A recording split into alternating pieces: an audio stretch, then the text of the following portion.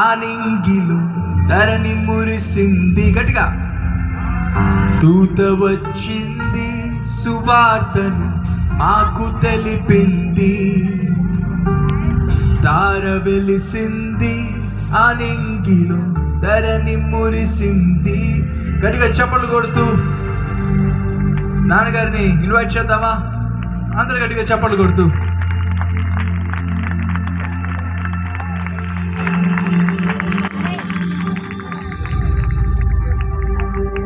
అందులో లేచి నిలబడదాం ఈ పాటకి.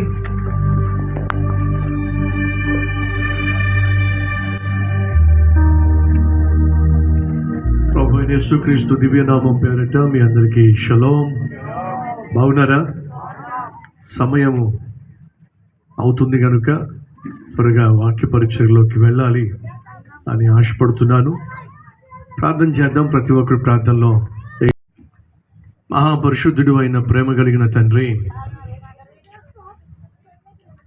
2000 సంవత్సరాల క్రితం ఆ కోసమే,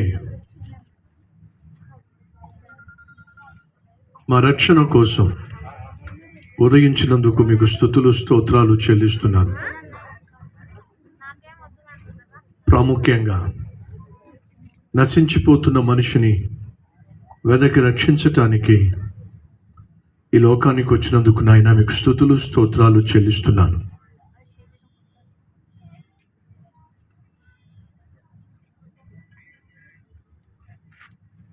చీకటిలో మగ్గిపోతున్న జీవితాలను వెలిగించాలి అని, అశాంతి అసమాధానంతో అల్లాడిపోతున్న వారికి శాంతిని ప్రసాదించాలని, నెమ్మది లేని వారికి నిరీక్షణ కలిగించాలని, కుప్పకూలిపోతున్న వారిని లేవనెత్తాలని, పాపపు ఊబిలో కూరుకుపోతున్న వారిని ఆయన రక్షించాలని ఈ లోకానికి వచ్చాం. నిన్ను గూర్చిన సందేశాన్ని మేము ధ్యానిస్తూ ఉండగా నాతోనూ మాతోనూ ప్రతి ఒక్కరితోనూ మాట్లాడాల్సిందిగా కోరుతూ యేసు నామం పేరట వేడుకుంటున్నాం తండ్రి, ఆమెన్. ప్రభు పేరట మీ అందరికీ క్రిస్మస్ శుభములు తెలియజేస్తూ ఉన్నాను. మేము ఈ స్థలాల్లో కూర్చోాల్సిందిగా కోరుతున్నాను. కోసం పడి ఉన్న వారిని లేవనెత్తడానికి, పాపంలో పట్టబడిన వారిని క్షమించటానికి, పాపిష్టి జీవితం జీవించే వారిని పరిశుద్ధపరచడానికి యేసు లోకానికి వచ్చాడు. నువ్వు ఎవరివైనా సరే, ఎలాంటి పాపిష్టి వాడివైనా సరే, నిన్ను పరిశుద్ధపరచడానికే యేసు ఈ లోకానికి వచ్చాడు. నువ్వు చేయాల్సిందల్లా ఒక్కటే, ఈ పాత రోత జీవితాన్ని ప్రభువుకు అర్పించు. ప్రభు అనుగ్రహించే నూతన జీవితాన్ని పొందుకో. ఎంతకాలం పడి ఉంటావు? ఎంతకాలం చెడి ఉంటావు? ఎంతకాలం అవమానంతో నిండి ఉంటావు? ఎంతకాలం నిరాశ నిస్పృహలో కృంగిపోతావు? నా ప్రభు ఈ లోకానికి వచ్చిన కారణం నీకోసమే, నిన్ను రక్షించటానికి, నిన్ను విడిపించటానికి, నిన్ను క్షమించటానికి యేసు ఈ లోకానికి వచ్చాడు. నీకోసం వచ్చిన యేసుక్రీస్తుకి నీ జీవితాన్ని అప్పగిస్తే ఆయన నీ జీవితాన్ని అద్భుతంగా మార్చేస్తాడు. పనికొచ్చే పాత్రగా తీరుస్తాడు, పరిశుద్ధులుగా మలుస్తాడు. ఈరోజు మన మధ్య ఎవరైనా ఉన్నారా? క్రిస్మస్ కానుకగా నా జీవితాన్ని ప్రభువుకి అంకితం చేయాలని ఆశపడుతుంది. ఇప్పటిదాకా నా ఇష్టానుసారంగా నేను జీవించాను, కానీ ఈరోజు పాపిష్టి దాన్ని ప్రభు క్షమించినట్లయితే నన్నెందుకు క్షమించడు? పాపిష్టోడిని ప్రభు పరిశుద్ధపరిస్తే నన్నెందుకు పరిశుద్ధపరచడు? 38 సంవత్సరాలుగా పడి ఉన్నవాడిని ప్రభు లేవనెత్తితే నన్నెందుకు లేవనెత్తడు?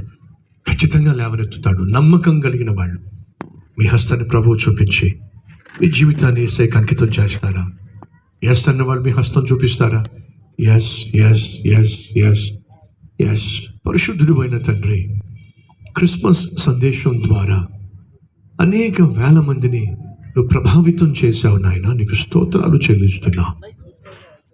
38 సంవత్సరాలుగా పడి ఉన్నటువంటి నిరాశ నిస్పృహలో, నిరసించిపోయిన శరీరంతో, నలిగిపోయిన హృదయంతో, నలుగురికి ఎడంగా జీవిస్తూ అల్లాడిపోతున్న వ్యక్తి దగ్గరకు నువ్వు వెళ్ళి అతన్ని లేవనెత్తావు. ఈరోజు ఎవరెవరైతే ప్రభు ఆ స్థితిలో పడి ఉన్నారో, ప్రేమలో పడి ఉన్నారో, పాపంలో పడి ఉన్నారో, లోకాశల్లో పడి ఉన్నారో, వాళ్ళు అడుగుతున్నారు, నన్ను లేవనెత్తు ప్రభు అని చెప్పి.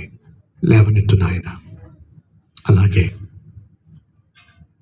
వ్యభిచారంలో జీవిస్తూ పట్టబడిన స్త్రీ వలె ఎవరైనా ఈరోజు వ్యభిచారంలో, జారత్వంలో, శరీరాన్ని నమ్ముకుంటూ అక్రమ సంబంధాలు పెట్టుకొని కుటుంబాన్ని కూల్చుకుంటున్నట్లయితే, ప్రేమ ప్రేమ అని చెప్పి ప్రేమ ముసుగులో తుచ్చమైన, నీచమైన, పాపిష్టి పనులు చేస్తున్న తమ్ముళ్ళు, చెల్లెళ్ళు ఈరోజు తమ జీవితాన్ని దిద్దుకోవాలని ఆశపడి తమ జీవితాన్ని అంకితం చేస్తూ ఉన్నట్లయితే, డబ్బే సంపాదించడానికి గబ్బు పనులు చేస్తున్నటువంటి పాపిష్టి లేవి, నీ స్వరం విని అలా నిన్ను వెంబడించి పరిశుద్ధునేగా, పరిశుద్ధ మత్తయ్యగా మార్చబడ్డాడు. అలాగే రోజున ఆయన ఎవరెవరైతే తమ పాత రోత జీవితాన్ని విడిచిపెట్టి ఒక నూతన వ్యక్తిగా జీవించాలని తమను తమనికి అంకితం చేస్తూ క్రిస్మస్ కానుకగా తమ జీవితాన్ని అర్పిస్తున్నారు, వారిని అంగీకరించమని, ఆశీర్వదించమని, వారికున్న ప్రతి అవసరమును తీర్చమని యేసునామం పేరట వేడుకుంటున్నాం తండ్రి.